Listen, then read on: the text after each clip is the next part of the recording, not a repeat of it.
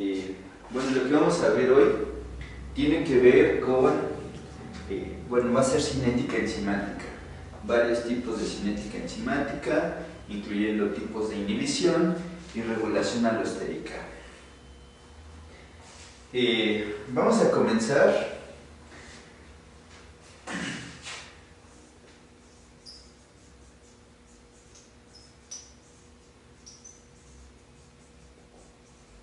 Recordando algunas propiedades de las reacciones químicas, ¿no? O sea, si nosotros vamos a hablar de cinética enzimática, vamos a hablar de enzimas y, pues, como recordaremos, pues las enzimas tienen la propiedad de catalizar una reacción química, ¿no? Entonces, lo primero que vamos a definir es qué es una enzima. Ya habíamos visto en la clase de estructura de proteínas que muchas de las proteínas son enzimas, no todas, ¿no? Una proteína también ya la habíamos definido como una cadena polipeptídica, ¿no? En realidad es un heteropolímero, ¿no? Pero una enzima es aquella proteína que tiene la propiedad de facilitar que se lleve a cabo una reacción química en la célula o fuera de la célula. Sería en particular una reacción química de interés biológico. Una pregunta interesante es, ¿todas las proteínas, bueno, ya lo dijimos, todas las proteínas, no todas las proteínas son enzimas? La siguiente pregunta sería, ¿todas las enzimas son proteínas? ¿Qué quiere decir eso? Además de proteínas, ¿puede haber otro tipo de molécula que catalice una reacción en la célula? La respuesta es sí. Las enzimas pueden ser proteínas o ácidos nucleicos, particularmente RNA. En clase del origen de la vida habíamos visto, bueno, esa parte está en la sección de microbiología. Ahí habíamos visto que en el mundo primitivo la molécula encargada de catalizar las reacciones biológicas era el RNA, ¿no? Y que tenemos hoy en día muchos vestigios de RNAs catalíticos, ¿no? Por ejemplo, habíamos visto esa vez los riboswitches, actualmente además pues el ribosoma que cataliza el enlace peptídico. Ustedes saben que el ribosoma es una macromolécula que es parte RNA y parte proteína, pero un componente catalítico del ribosoma pues es exclusivamente RNA. Entonces, ¿cómo es que trabajan las enzimas, no? ¿Qué es lo que hace una enzima? Y vamos a recordar algunos conceptos de química.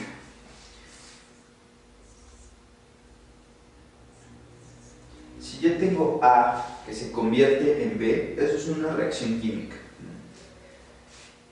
¿Se acuerdan que nosotros podíamos hablar de reversibilidad en las reacciones químicas si B se podía convertir en A nuevamente, ¿no? Entonces, esta reacción, si libera energía, esta reacción, dependiendo si libera o si absorbe energía, calor, energía en forma de calor, recordemos también que hay muchas formas de energía, pero podemos categorizar esta reacción química como exotérmica si libera calor o endotérmica si absorbe calor.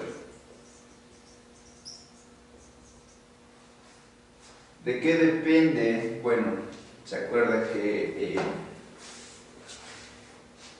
en términos de termodinámica, ¿quién me está diciendo si una reacción es exotérmica o endotérmica? Predominantemente va a ser la entalpía. Recuerden que la entalpía, y si no, vayan a las clases de físico-química. La entalpía a presión constante, que es como básicamente una condición general de los seres vivos, pues nos va a hablar del calor absorbido o emitido por el sistema. Entonces, una reacción puede ser exotérmica o endotérmica. Y también, dependiendo de si es energéticamente favorable o desfavorable, esa reacción puede ser exergónica o energónica.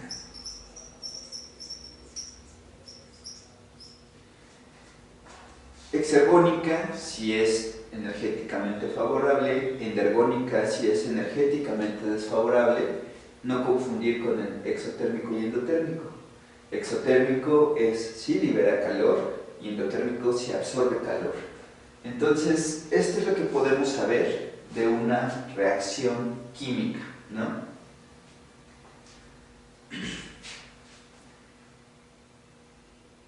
Si ya habíamos dicho que la entalpía era la propiedad termodinámica que me hablaba de si una reacción es exotérmica o endotérmica, la propiedad termodinámica que me dice si una reacción es exergónica o energónica es el delta G. El delta G, recuerden, es el cambio en la energía libre de Gibbs. Y si el delta G tiene valores negativos, entonces estamos hablando de una reacción exergónica. Si el delta G tiene valores positivos, estamos hablando de una reacción energónica, ¿no? Ahora, también recordemos que el delta G se podía definir en términos de su entalpía y su entropía, o en términos de su constante de equilibrio. Vamos a recordarlo. Ojo, esto es un recordatorio, esto está en la parte de físico-química. Si pensaban saltarse la parte de físico-química, ahora saben que tienen que ir a ella, ¿no? Entonces, el delta G puede estar definido en términos de entalpía como delta G es igual a delta H menos la temperatura que multiplica al delta S, donde delta S es el cambio en la entropía. El delta G, acabo de decir, también se puede definir en términos de su constante de equilibrio. En ese caso sería delta G es igual a RT, logaritmo natural de la constante de equilibrio, ¿no? Donde R es la constante general de los gases ideales, esta es temperatura, por el logaritmo natural de la constante de equilibrio, ¿no? Entonces, si una reacción química me preguntan si es exergónica o energónica, yo debería de conocer delta H, la temperatura y el delta S, o la constante de equilibrio. Fíjense que, bueno, y la temperatura. Fíjense que aquí R es la misma para todas las condiciones. Entonces, si este valor o este valor me dan negativo, es una reacción exergónica, y si me dan positivo, es una reacción energónica. ¿Ok? ¿Vamos claros? Volvamos a nuestra reacción química. Yo no sé si mi reacción química es exotérmica, endotérmica, exergónica o energónica, ¿no? Me tendrían que dar, no sé, por ejemplo, cualquiera de los parámetros de esta definición o de esta definición. Comúnmente, para las reacciones químicas, se define cuál es su constante de equilibrio, ¿no? La constante de equilibrio generalmente está definida como la relación que hay entre la concentración molar de los productos sobre la concentración molar de los reactivos. Esto es una medida específica de una reacción en particular, ¿no? Si yo sé a qué temperatura se está llevando esa reacción y conozco además la constante general de los gases ideales, yo puedo saber si esa reacción es favorable o desfavorable, ¿no? Pues, en una reacción química donde A se convierte en B y al revés, yo puedo saber si mi reacción química es exotérmica, si desprende calor, y endotérmica si absorbe calor. En otras palabras, exotérmica si el cambio en el delta H es negativo, o endotérmica si el cambio en el delta H es positivo. Delta H es el cambio en la entalpía, y la entalpía es una propiedad que se ve en las clases de fisicoquímica. Ahora también puedo saber si mi reacción química es exergónica o endergónica según su delta G, si el cambio en el delta G, si el cambio, perdón, en la energía libre de Gibbs, porque delta ya no está hablando de cambio, entonces es redundante decir el delta G o el cambio en la energía, más bien. Si el cambio en la energía es negativo, es una reacción exergónica, y si el cambio en la energía es positivo, es una reacción endergónica. Mientras más negativo sea el valor de delta G, más es energéticamente favorecido y es más probable que ocurra de manera espontánea. De entrada, aquí están habíamos hecho un gráfico del cambio en la energía libre con respecto al proceso. Entonces, de entrada habíamos visto que si A está más arriba que B, quiere decir que el cambio en la energía libre va a ser negativo, porque estamos empezando de un estado de cierta energía y terminamos en un estado de una energía menor, ¿no? Entonces hubo un cambio negativo en el delta G. Este sería el delta G de la reacción, ¿no? Sin tomar en cuenta el proceso, simplemente de A a B, ese es el cambio en la energía libre. Como es negativo, yo sé que es exergónica y por lo tanto puede ocurrir de manera espontánea. Habíamos dicho que, sin embargo, era necesario, para que la reacción se llevara a cabo, vencer un cambio en la energía libre positivo, es decir, una parte del proceso es energéticamente desfavorable. Yo lo que tengo que hacer es primero invertir energía en llevar a A aquí, ¿no? Esa barrera energética que se tiene que vencer para que después se lleve a cabo la reacción se llama energía de activación.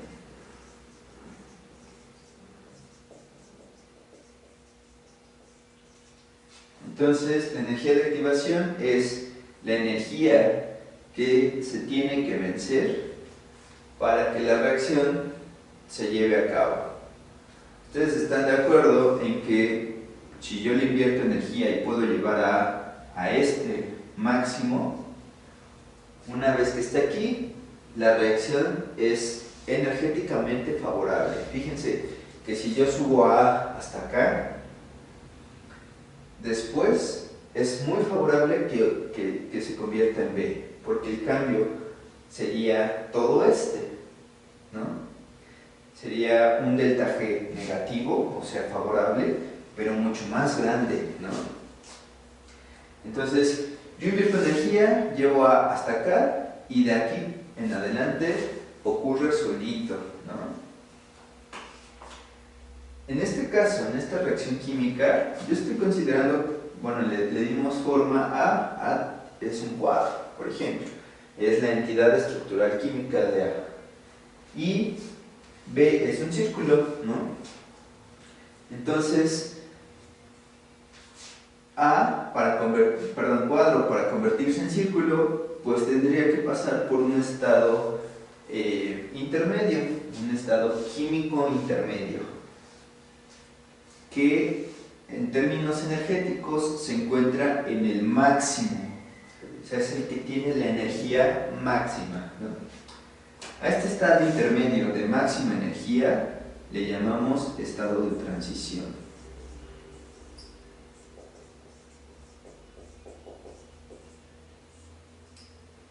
Entonces el estado de transición es el estado energético máximo por el que tiene que pasar una reacción química y estructuralmente es un estado intermedio entre el reactivo y el producto. Entonces, por definición, una reacción química primero tiene que vencer la energía de activación para llegar al estado de transición y después el estado de transición se convierte en el producto porque el cambio en la energía libre es muy grande y negativo, es decir, es favorable. Ok, esto es una reacción química cualquiera, ¿no?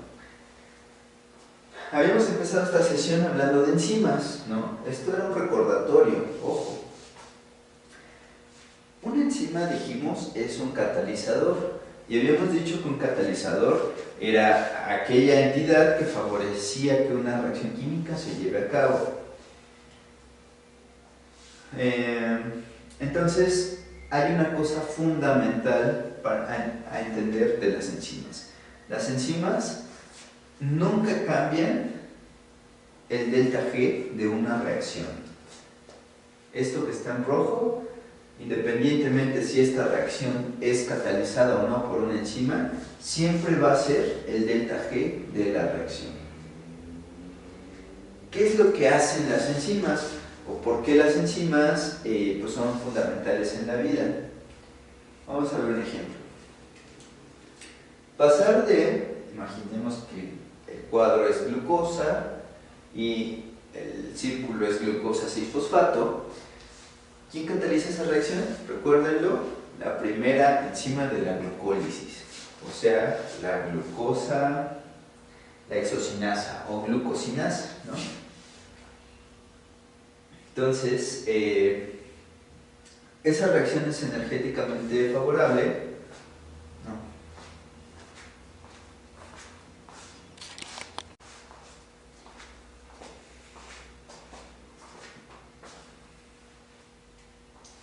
Entonces, vamos a ver qué es lo que hacen las enzimas. Recuerden, esta sesión era es de cinética enzimática. Ustedes ya terminaron de ver en fisicoquímica cinética en general, cinética química. Las enzimas, habíamos dicho, son catalizadores y habíamos dicho que favorecían que se lleven a cabo las reacciones químicas. En este caso en particular, esta es una reacción no catalizada, es decir, pasa sola. Como ya vimos que el delta G es negativo, es una reacción espontánea. Muchas reacciones en el metabolismo son espontáneas. La pregunta es, si son espontáneas esas reacciones, ¿por qué es necesario que haya enzimas para llevarlas a cabo? Si de todos modos van a pasar, son energéticamente favorables. La respuesta es sí, las reacciones son energéticamente favorables y van a ocurrir eventualmente, pero las enzimas permiten que ocurran en el tiempo adecuado para que se mantenga el metabolismo. Entonces, por ejemplo, una reacción favorable, cualquiera que se les ocurra, por ejemplo, pasar de glucosa 6-fosfato a fructosa 6-fosfato,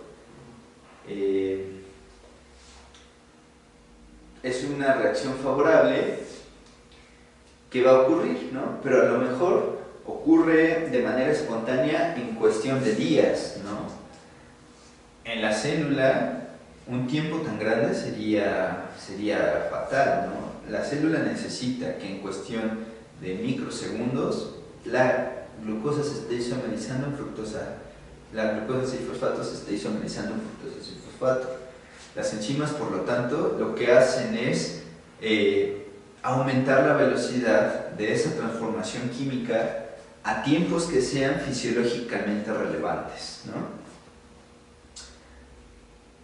Pero las enzimas no pueden cambiar el delta G de una reacción.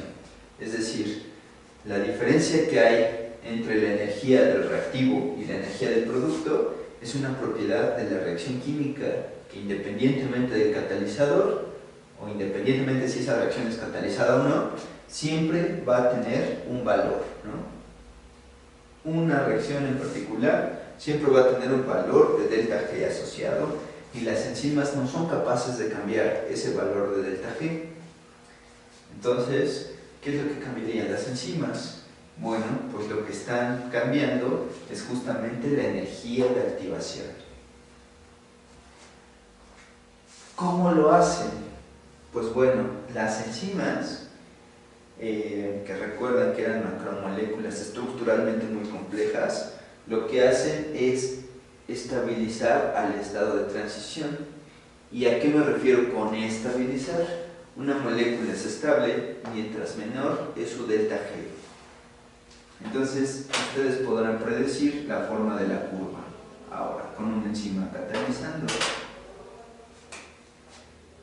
Lo que voy a hacer es bajarle la energía al estado de transición. Entonces, quizá el estado de transición que estaba aquí, ahora tengo una energía mucho más baja.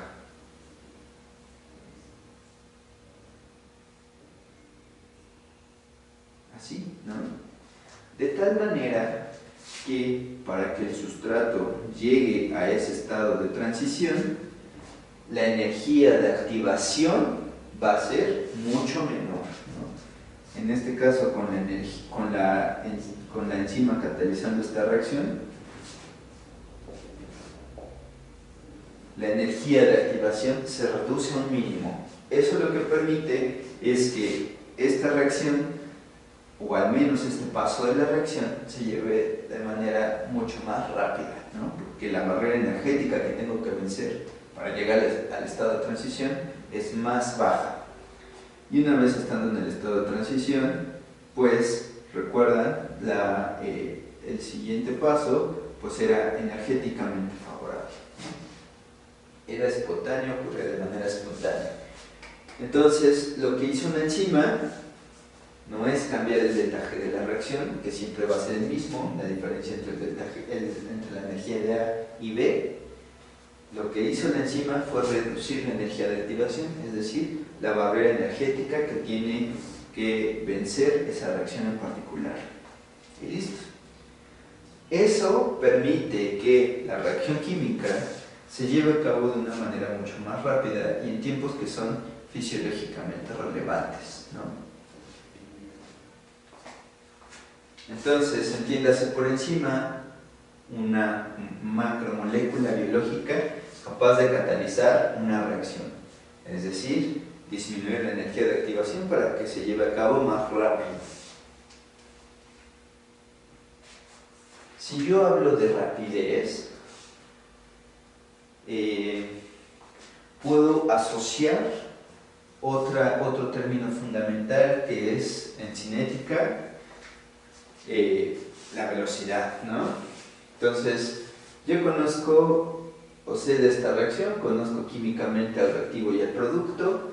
Además de esa reacción, yo conozco su constante de equilibrio, que habíamos definido como la diferencia entre la concentración molar de los productos entre la diferencia de la concentración molar de los reactivos. Pero ahora yo quiero hablar de una velocidad asociada a ese proceso. Entonces, recordemos, hay unas constantes microscópicas. ¿Se acuerdan de fisicoquímica? Que en fisicoquímica podíamos tener dos tipos de constantes, ¿no? Unas que denotábamos con K mayúscula y otras que denotamos con K minúscula, ¿no? K mayúscula siempre va a ser una constante de equilibrio, siempre va a ser, o nos va a hablar de una reacción química en particular, o de un proceso. Pero K minúscula es una constante microscópica que nos puede hablar de una parte del proceso. En este caso, nos hablaría de la transformación de A a B, ¿no? Si nosotros quisiéramos estudiar la transformación de B a A, tendríamos que estudiar otra constante microscópica, solamente la de este paso químico, de B a A. Esas constantes microscópicas las podemos usar para entender las velocidades de esa reacción, ¿no? que están en términos del delta G de esa reacción y de la catálisis en su defecto. ¿Ok? Entonces, ya tenemos todo para empezar. Muy bien, vamos a entender en términos estructurales cómo es que la enzima es capaz de estabilizar el estado de transición, ¿no? Sería muy fácil. Fíjense, la enzima tiene un sitio activo, ¿no? Uno podría pensar, el sitio activo es este, porque el sustrato es un cuadro, ¿no? Entonces el sitio activo es este, ¿no? Si el sitio activo fuera así,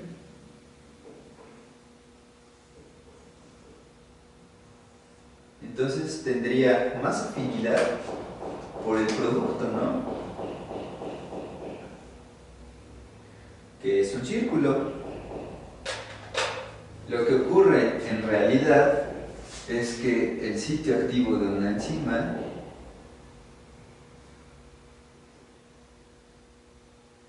tiene la máxima afinidad por el estado de transición, ¿no? Entonces uno diría, pero ¿cómo puede tener la máxima afinidad por el estado de transición si el estado de transición es un paso en el proceso? Uno esperaría intuitivamente que la máxima afinidad fuera por el sustrato, pero no, es por el estado de transición. Entonces, una enzima que tiene máxima afinidad por el estado de transición, de todos modos es capaz de reconocer al sustrato, ¿no? Y con una afinidad pues, considerable.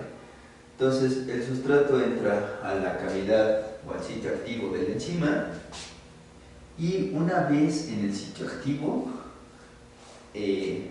se va a deformar, se va a promover su transformación al estado de transición, ¿no? Entonces, la enzima lo que hace es estabilizar el estado de transición y su máxima afinidad es por este estado. Una vez que el sustrato ya adquirió la forma de ese estado de transición, espontáneamente el sustrato se va a convertir en producto, y el producto pues es algo por lo que la enzima ya no tiene afinidad, entonces lo va a liberar, ¿no?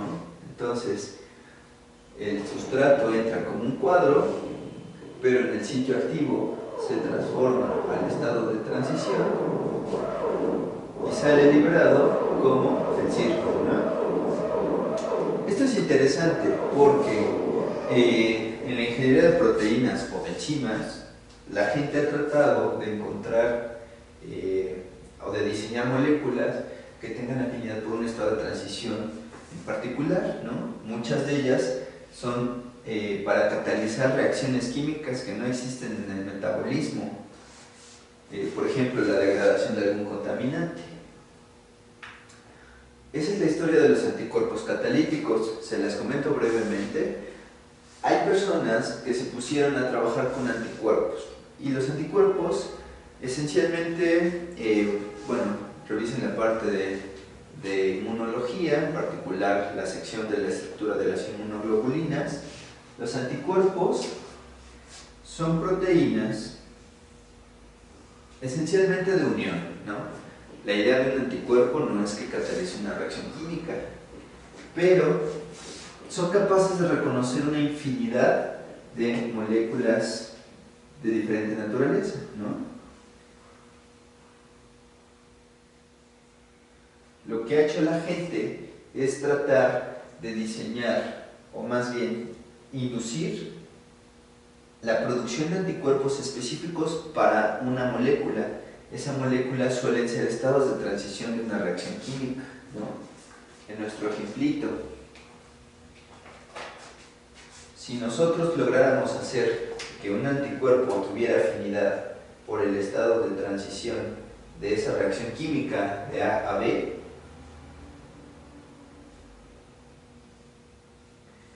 seguramente este anticuerpo, que es afín por ese estado de transición, sería capaz de catalizar la reacción química de A a B. Eso es lo que han hecho bueno, algunos científicos aprovechando la especificidad de los anticuerpos, ¿no? Es decir, ¿por qué no diseñar anticuerpos que tengan afinidad por estado de transición de reacciones químicas de interés industrial, de interés en la bioremediación o en la salud? Eso está padre, ¿no? Entonces, en términos estructurales, cabe recordar que las enzimas estabilizan el estado de transición porque su máxima afinidad es por ese estado. ¿Okay? Entonces, vamos a ver un poco de cinética enzimática propiamente, ¿no? Entonces, así como tenemos este esquema, hay un modelo mínimo clásico en la cinética enzimática. Veámoslo así. Yo tengo una enzima que voy a denominar como E,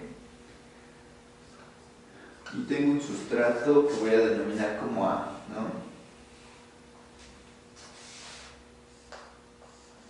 Si A se une a E, entonces voy a tener un complejo de la enzima con el sustrato, al cual voy a llamar enzima sustrato. Usemos S de sustrato para no perdernos en la nomenclatura. Entonces tengo enzima y tengo sustrato y se pueden unir, se pueden formar un complejo y, como ya sabemos, la enzima lo que va a hacer es transformarlo. ¿Cómo? Pues estabilizando el estado de transición de ese sustrato a otro compuesto. Entonces después voy a tener enzima más producto. Como el producto ya no es afín por la enzima, se va a liberar y esta enzima nuevamente puede llevar a cabo un ciclo catalítico. Este es el modelo mínimo de la cinética enzimática. La enzima más el sustrato forman el complejo enzima-sustrato que forma el complejo enzima-producto. Entonces, así como aquí, pues hay constantes microscópicas asociadas a cada parte del proceso, ¿no? Recuerden, estas constantes deben ser minúsculas. Entonces está K1, de regreso está K2, a esta de aquí le puedo llamar K3, pero en cinética enzimática, aquella parte del proceso que nos habla específicamente de la transformación química, en este caso sería del sustrato a producto, tiene un nombre que es la K-cat. Recuerden que esta es una K minúscula. Y cat viene de catálisis, ¿no? Entonces es la constante catalítica. Ese es el modelo mínimo de la cinética enzimática. Entonces, para los alcances de este curso, no vale la pena hacer la derivación de una ecuación que me explique todo este proceso. Pero sí vamos a ver dos constantes fundamentales. Antes que nada,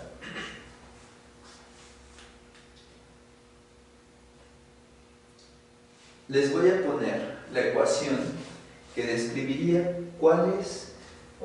que describiría todo este proceso, ¿no? Ustedes recordarán, no digo de sus clases de primaria, porque pues realmente esto se ve hasta la secundaria, pero recordarán la ecuación de Michaelis y Menten. Leonor Michaelis, un hombre, y Maud Menten, una mujer, ¿verdad? Entonces, normalmente pues la ecuación de Michaelis-Menten, a veces coloquialmente nosotros decimos simplemente Michaelis, la ecuación de Michaelis, ¿no? La ecuación nos dice lo siguiente: la velocidad de una enzima, ojo, estas constantes de aquí hemos dicho nos hablaban de una parte del proceso, particularmente podíamos asociarlas a una velocidad, ¿no? Si nos está hablando de una parte del proceso. La velocidad de una enzima, es decir, donde tendríamos que considerar todas las partes del proceso, va a ser igual a la velocidad máxima por la concentración de sustrato entre la constante de Michaelis más la concentración de sustrato. Ahora ustedes dirán, ¿y esa ecuación qué? ¿No? ¿De dónde sale o ¿O qué significa? Matemáticamente, uno siempre trata, si conoce el sistema, uno puede interpretarlo, ¿no? Sobre todo si lo que queremos es hablar de velocidad. Recuerden que, por definición cinética, tiene velocidad implícita, o más bien, si estudiamos la velocidad, estamos hablando de la cinética, porque la cinética tiene como variable fundamental el tiempo, ¿no? Entonces, como pasa una reacción en el tiempo, es la velocidad. Ok, entonces, yo puedo llegar a esta ecuación partiendo de dos supuestos. Uno de ellos es el supuesto del equilibrio rápido, que nos dice que en un tiempo muy corto de este proceso, lo único que estaría pasando sería K1, ¿no? O sea, si yo estoy en tiempo cero y dejo que la reacción empiece, pero la mido en un tiempo muy corto, en un tiempo muy corto apenas estaría pasando K1. No existiría K2 porque todavía no existe enzima sustrato, apenas se estaría formando, ¿no? Y no existiría KK, pues porque no existe ese complejo. Entonces, el supuesto del equilibrio rápido nos dice, en un tiempo muy corto del proceso, lo único que estoy viendo es la K1 y es la que está pesando. Entonces, el supuesto del equilibrio rápido lo que nos dice es que K1 es la que cuenta. Hay otro supuesto para el cual, o por el cual se puede deducir esta ecuación, y es el del estado estacionario.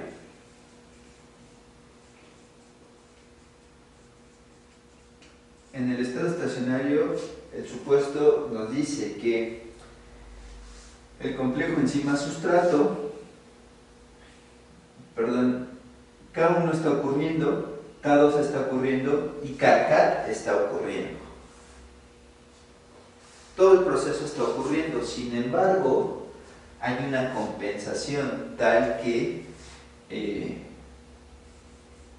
enzima-sustrato se está desformando, digamos, se está disociando, por ejemplo, con K2, ¿no? Enzima-sustrato, si se va por K2, se termina disociando, o si se va por KK, la enzima queda libre para otro ciclo. Entonces el complejo enzima-sustrato, ES, se disocia por K2 y KK, pero se forma por K1.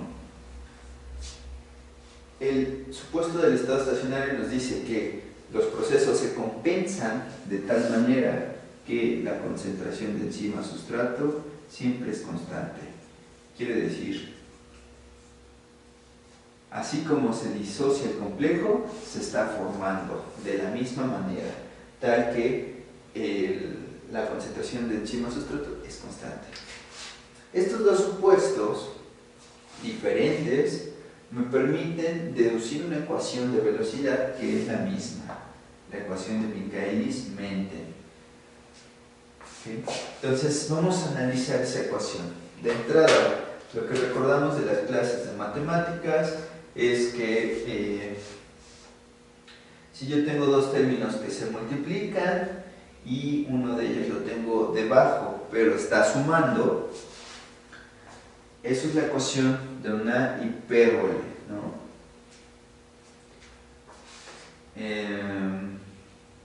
Si yo graficara la velocidad, esta velocidad, le voy a poner un 0 para diferenciarla de la velocidad máxima. Si yo graficara la velocidad con respecto a la concentración del sustrato, en esta ecuación lo que voy a tener es que mientras aumente la concentración del sustrato, la velocidad va a aumentar de manera hiperbólica, ¿no? Y va a llegar a un valor asintótico del cual no va a poder pasar, ¿no? Entonces vamos a analizar. Primer concepto, velocidad máxima. La velocidad máxima en este gráfico va a ser ese valor asintótico. Es decir, tengo un valor del cual nunca voy a pasar, ¿no?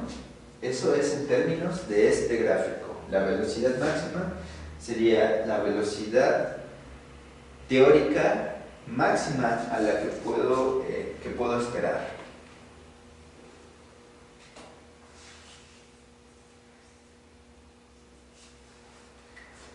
Ahora vamos a pensarlo en términos estructurales. La velocidad máxima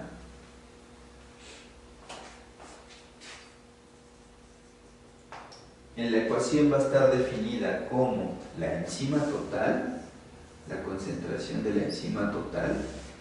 La enzima total quiere decir esta enzima libre más la enzima que está en complejo con el sustrato. Esta es la misma enzima libre, ¿no? Entonces, todas las formas de la enzima, toda la enzima que hay. La enzima total por la kcat. Esa es la definición de velocidad máxima. Y lo que quiere decir es la velocidad con la que la enzima transforma el producto, suponiendo que toda la enzima está catalizando, ¿no? O sea, es decir, yo tengo una velocidad de la reacción, ¿no? Que es mi kcat. Cuando toda la enzima esté catalizando, la velocidad máxima que puedo alcanzar va a estar limitada por la concentración de esa enzima, trabajando al máximo, ¿no? No puedo pasarme de la Vmax porque necesitaría que la enzima fuera más rápida o que hubiera más, ¿no? Entonces, la velocidad máxima, nuevamente, es la velocidad a la cual se llega suponiendo que toda la enzima está catalizando. Y en el gráfico de velocidad contra sustrato es el valor asintótico del cual la velocidad nunca va a excederse. ¿Ok? Concepto importante. El segundo, bueno, ya tenemos pues es la concentración de sustrato, es mi variable independiente, y hay otro término, la constante de Michaelis. De entrada, K mayúscula es una constante de equilibrio, ¿no? Y la M solamente es porque es la de Michaelis, o Menten, o de ambos, pero solo le ponemos una M. Km me va a hablar de qué tanto es probable o qué tan fácil es que se forme el complejo enzima-sustrato. Entonces, Km me va a hablar de qué tan fácil o qué tan probable es que se forme el complejo enzima-sustrato, ¿no? ¿Cuál es la utilidad de conocer la Km? Pues de que me está hablando de la afinidad de la enzima por el sustrato, ¿no? Vamos a analizarlo. Si yo digo que Km me está hablando de qué tan fácil es que se forme este complejo, pues qué tan fácil va a depender de la afinidad que tengan estos dos elementos del complejo, ¿no?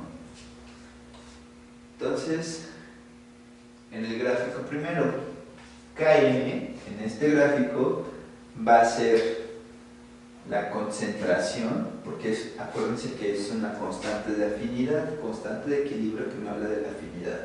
Entonces, va a estar en unidades de concentración. Km está sobre este eje, ¿no? Pongan muchísima atención en eso, porque mucha gente se confunde aquí. Km está sobre este eje, mientras que velocidad máxima está sobre este eje, ¿no? La Km va a ser definida como la concentración de sustrato a la cual mi curva hiperbólica llega a la mitad de la velocidad máxima, ¿no? Entonces, tengo una velocidad máxima dada, por ejemplo, 1, por poner algún número. La mitad de 1, pues es 0.5. Entonces, Km está definido, yo tengo la mitad de la velocidad máxima en 0.5 y busco en dónde corta con la hipérbole, ¿no? Ahí donde corte, yo tengo un valor de concentración de sustrato. Entonces, Km va a ser la concentración de sustrato a la cual mi curva hiperbólica llega a la mitad de la velocidad máxima. ¿Ok? Esa es la definición. Km, a veces dicen Km es la mitad de la velocidad máxima. No, Km es la concentración de sustrato a la cual mi curva hiperbólica llega a la velocidad, a la mitad de la velocidad máxima, ¿no? Entonces, Km va a estar definido, a ver, ustedes piénsenlo, ¿cómo lo definiríamos matemáticamente a Km? Si lo que yo estoy hablando es de la formación del complejo enzima-sustrato, que es lo que me interesa, porque es lo que me habla de la afinidad, voy a definir a Km como qué tanto se está asociando entre qué tanto se está disociando. Perdón, es al revés. ¿Qué tanto se está disociando entre qué tanto se está asociando? En ese caso, ¿qué constantes me hablan de la disociación? K2 y Kcat, ¿no? ¿Qué tanto se está disociando? ¿Entre qué tanto se está asociando? ¿Quién me habla de la asociación? K1, ¿no? Entonces la Km me habla de la afinidad, ¿ok? Esta es la definición matemática, probablemente esta no la necesitemos. La Vmax me habla de la velocidad máxima que puedo alcanzar. Esta es su definición matemática.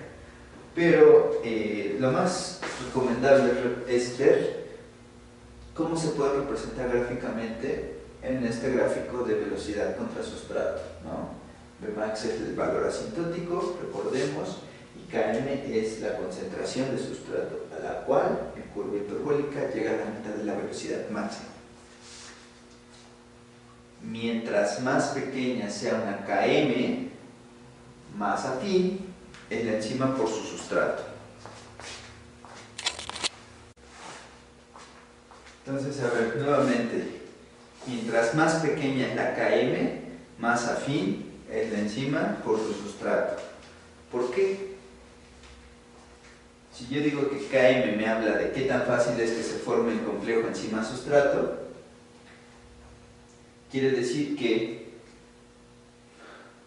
la formación del complejo enzima-sustrato es más fácil que se forme. Es más fácil que se forme el complejo enzima-sustrato si K1 es grande y K2 y Kcat son pequeños, ¿no? Es decir, si se está formando más de lo que se está disociando, ¿no? Si se forma más, quiere decir que es más fácil, que hay más afinidad entre estos dos. Bueno, viéndolo aquí en la ecuación, si la enzima es muy afín, este número va a ser muy grande y estos números van a ser pequeños, ¿no? Si este número es muy grande, Km va a ser pequeño, ¿no? Quiere decir, mientras más bajito, mientras más pequeño sea Km, más afín es la enzima por su sustrato y más fácil se forma este complejo. ¿Ok? ¿Todo claro? Muy bien. Entonces, si yo pintara una curva en este gráfico, por ejemplo, esta curva, ¿cómo sería su afinidad por el sustrato? Vamos a ver, ¿dónde estaría su Km? Vean que esta curva pretende tener la misma velocidad máxima, es decir, llegar a la misma asíntota. Entonces esta curva, la curva azul, la remarco, la curva azul va a llegar a 1 de velocidad máxima, ¿no? La mitad de la velocidad máxima es 0.5. Entonces, si vemos dónde corta 0.5 en este eje, esa va a ser la Km. La Km de mi enzima azul, ¿no? Vamos a ponerlo con azul. Entonces, mi enzima azul necesita más sustrato para llegar a la mitad de la velocidad máxima. Quiere decir que tiene una Km más grande. Si decíamos que una Km chica hablaba de que la enzima es muy afín, una Km más grande habla de que la enzima es menos afín, ¿no? Eso qué es lo que, bueno, esto es algo que tenemos que recordar. Mientras más grande es la Km, menos afín es la enzima por su sustrato. Mientras más chica es la Km, más afín es por su sustrato. De manera que si nosotros vemos Km chicas, hablamos de enzimas afines, y Km grandes de enzimas poco afines, ¿no? Muy bien. Vamos a borrar esto. Bueno, ahora, cosa importante, esta es la ecuación de Michaelis-Menten. Y este no es el gráfico de Michaelis-Menten, aunque en muchos libros, inclusive profesores, dirán que este es el gráfico de Michaelis-Menten. Eso es un error. Michaelis y Menten no diseñaron este gráfico, ¿no? Este gráfico de velocidad contra sustrato se hizo desde muchos años antes que ellos. Lo que sí, pues es que hay que darles el mérito por su ecuación, ¿no? En cinética enzimática, y es muy probable que se lo encuentren en su examen, van a encontrar otro tipo de gráfico, que es el gráfico de Lineweaver-Burk. Entonces, Lineweaver-Burk es el gráfico de dobles recíprocos, ¿no? La ecuación de Lineweaver-Burk es exactamente la misma que de Michaelis, pero inversa, ¿no? Es la ecuación recíproca, ¿no? Entonces, si ustedes se acuerdan, por ejemplo, el recíproco de 1 es igual a...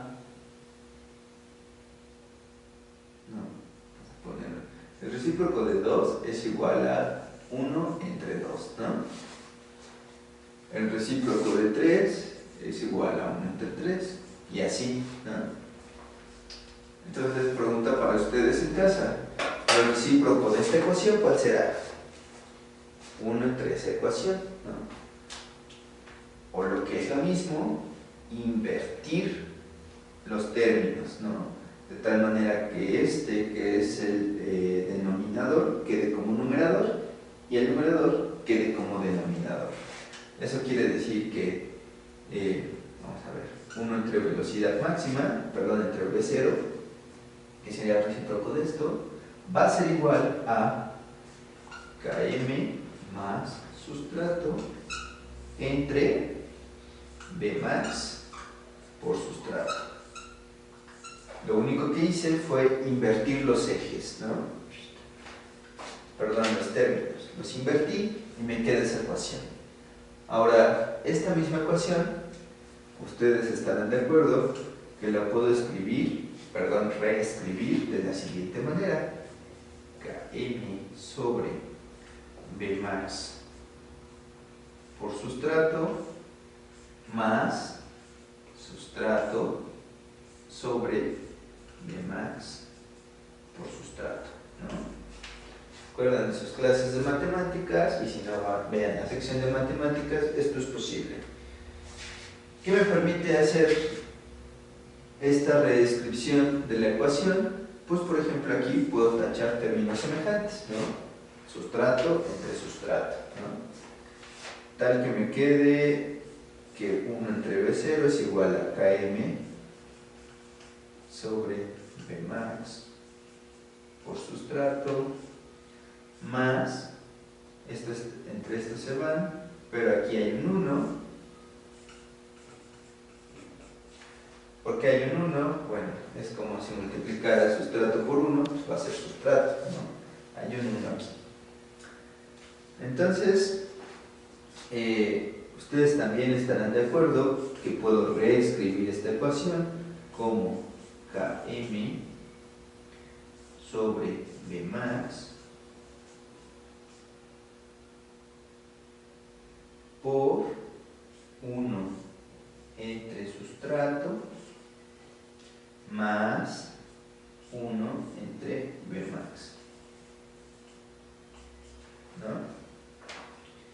Simplemente lo que hice de aquí a acá es separar esos términos, ¿no? Lo cual es válido. ¿Por qué lo escribo así, no? O sea, más bien parece que lo que hice fue hacer la ecuación más grande. Esta ecuación de aquí abajo ya tiene la ecuación general de una recta, la cual es y es igual a mx más b.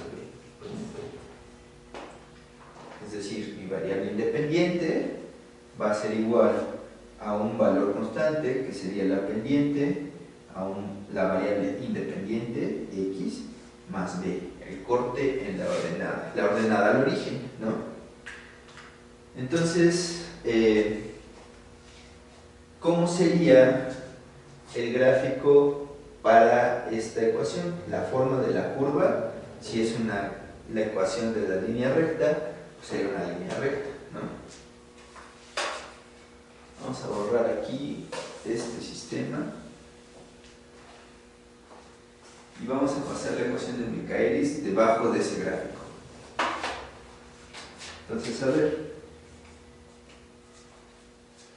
ustedes díganme cuál es la ecuación de Michaelis, porque seguramente ya la memorizaron.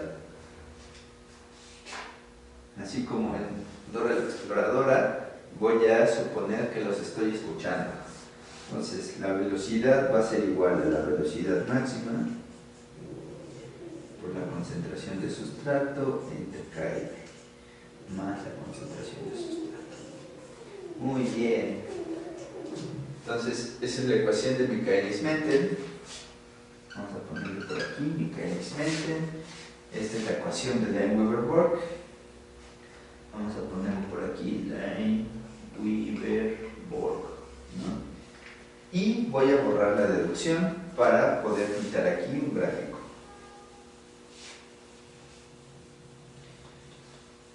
Solamente voy a dejar la ecuación de Lane-Weaver-Borg, ¿no?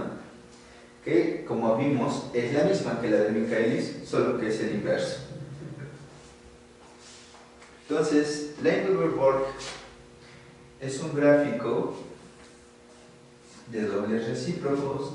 Quiere decir que en vez de graficar velocidad 0, o la velocidad, voy a graficar 1 entre la velocidad, y en vez de graficar sustrato, voy a graficar 1 entre sustrato, ¿no? Eso es esencialmente.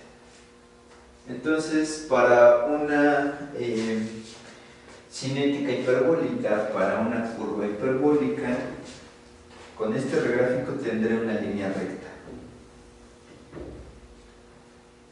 La línea recta me va a decir los diferentes datos. Por ejemplo, Km entre Vmax era la pendiente, ¿no? De manera que la pendiente de esta recta es Km entre Vmax, ¿no? El corte de esa recta en este eje, si este eje es el que tiene la concentración de sustrato, en este eje voy a encontrar la velocidad máxima. El corte de esa recta sobre este eje va a ser 1 entre, la Km. A ver, si yo voy a hablar de unidades de concentración, al igual que aquí, estoy hablando de la Km, ¿no? Entonces, el corte de la recta sobre este eje va a ser 1 sobre Km, ¿no? Voy a poner todos los términos en rojo, todos los parámetros en rojo, para que no nos perdamos. Recordemos que los importantes son la Km y la Vmax, ya hemos dicho varias veces que son. Entonces, en este eje, este gráfico de esta línea, su corte en este eje va a ser 1 entre Km. Intuitivamente podemos deducir qué significa el corte en este eje, ¿no? Efectivamente, 1 entre Vmax, ¿no? Entonces, este gráfico de dobles recíprocos viene de la misma ecuación y nos da la misma información. Nos da el inverso de la Km, el inverso de la Vmax y la relación entre ellos. Allá también nos daba la Km y la Vmax. Sacar el inverso es una cosa trivial. Pero, ¿por qué se usa entonces el gráfico de Lineweaver-Borg? La verdad es que experimentalmente, y eso es lo que quienes hacemos cinética lo sabemos muy bien, experimentalmente uno para pintar o para hacer una hipérbole, cuando uno está haciendo cinética enzimática, uno tiene que tener varios puntos debajo de la Km, varios puntos de arriba y varios puntos en la saturación. Uno necesita, no sé, de 7 a 20 puntos para poder pintar bien una hipérbole. De este lado, ¿cuántos puntos se necesitan para hacer una recta? En principio 2, pero por ejemplo, si tuviéramos 5 y los 5 pasan por la recta, inequívocamente eso va a describir mi sistema y puedo calcular con muchísima precisión tanto la Km como la Vmax.